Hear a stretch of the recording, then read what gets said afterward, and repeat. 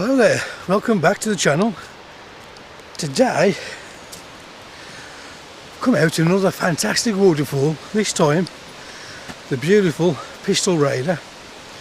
I'll put the spelling up here for you. Join me shortly down at this absolutely stunning waterfall. You are going to love this.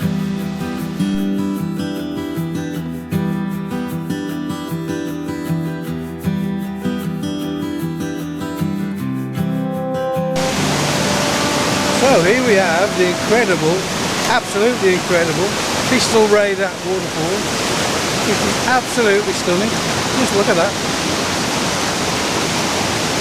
Absolutely incredible place this. There's a few people here, so I'm just going to hang on a bit.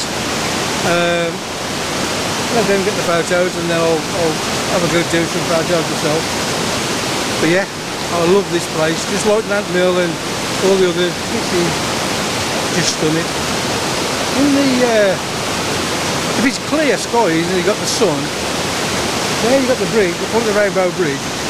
All the mist that comes out of there, the sun is directly behind the camera, and you get tons and tons of little rainbows that just appear everywhere. Absolutely incredible it is. It's quite cloudy today, so I don't think we're going to get the rainbow, but I'm going to get some photographs. So join me in a minute and I'll show you what I'm doing. Now I have just gone to set the drone up and send it. A massive gust of wind has just come and I've just thought better of it, and I've decided now I'm not going to fly the drone. It is gusting through here. At the top the trees are really blowing and I've got a feeling I will lose the drone. So I'm now going to go and get down and get set up and get a few photographs. I'll talk you through what I'm doing when I'm down here. Just look at that there. Absolutely amazing. So, first shot, I am just lining up a little bit just coming down in the left, leading up towards the waterfall. I'm shooting this horizontal, so I'm only just about to get up to the bridge. I will shoot a couple of verticals in a minute as well, but I'll show you the back of the camera with this shot, and then I'll turn it and show the vertical, see if I can get the top. If not, I'll drop a 16 mil on and I'll get it that way. But let me show you the back of the camera. So for this shot, what I'm trying to do is get the waterfall coming up and straight up to the Rainbow Bridge there. The detail in the rocks look absolutely fantastic. I was hoping for more colour in the soil. It is still grey, everywhere is green stuff. We're in the middle of October now and it is just bright green everywhere. I'm going to try a vertical shot now.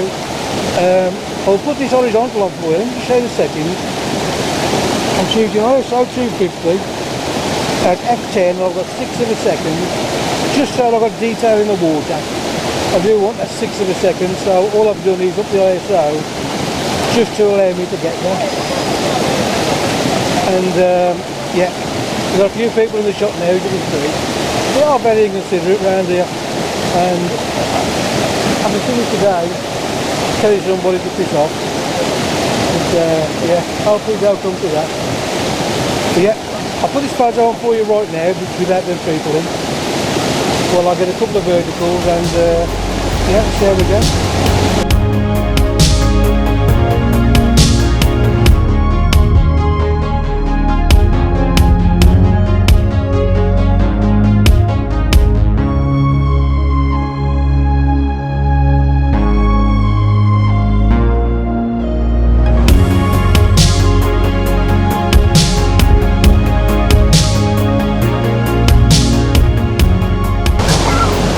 What did you think of that shot? Looks absolutely beautiful. I've just turned it as a vertical now, and it looks even better. Let me just show you the back of the camera and I'll talk you through this shot of the vertical. Same shot, but just for the vertical. So what I'm loving with these, I've put a polarising filter on and it is saturating the colours beautiful. And I'm loving now the way we've got the waterfall coming in from the top right, coming down and exiting bottom left. It looks absolutely fantastic. There's Betsy. Just about a photo of on the shot. I will line her up in a minute and get a shot of Betsy here. New profile picture I think for Betsy. So I've now just put on the 16 to 35mm with the polarizer. I have got to just hang on a minute.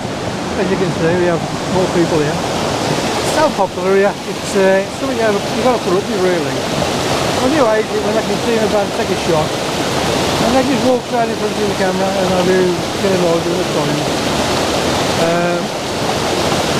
So for this shot, I'll talk you through the shot before I clear the back of the camera. Because it is so bright at the top, what I'm going to do with this, I am going to do a bracketed shot. I am going to shoot down here, normal exposure, pretty much zero, and then another shot exposed to the top, which is probably going to be over the stop underexposed, which is just so bright, blowing out. So rather than talking through the back of the camera, we will get the whole lot in. I've got the whole lot in. When I've got a clear shot, I'll take the 2 shots and I'll put it on for you right now. Drop me a comment, tell me if you like it or not.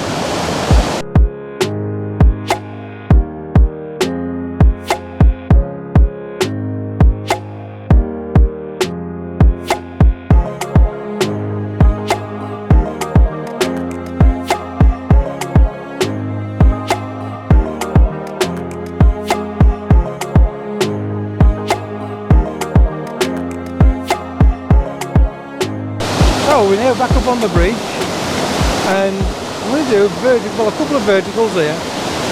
Again, I've got 16 to 35mm lens on, so I can get the top and down here at the bottom, all in the shot. I'll also zoom into 35mm just to get from the bridge down. It looks fantastic, it does. Absolutely loving it. So the water, there's another bit of a fall just down here as well, and there is a path when you come through the gate to come here. Instead of coming towards the waterfall, there's another gate that goes off to your right. Follow that and you can go all the way around the back of the mountain and straight onto the top, and you can stand on the ledge at the top of the hill there. Maybe you're going to see, it's probably too bright on the GoPro. So you can stand and look down. The views looking out are just to die for, they really are. And there are more waterfalls, very small ones, but more waterfalls at the top of the hill. But this is just absolutely spectacular. There's a fella being brave here, don't be brave or silly. These rocks are incredibly slippery. I think he wanted to try and get across, and I think he thought better of it. He will end up on his arse and in the water, I think. But yeah, what do you think? Drop me a comment. So I've just climbed up onto the big rock, let me just show you. Looking down, the shot for me just looks a little bit too messy. I have took a shot here and I will put it on at the end of the video, but it does look cluttered with this little dead tree, and it don't really do it for me, if you get what I mean.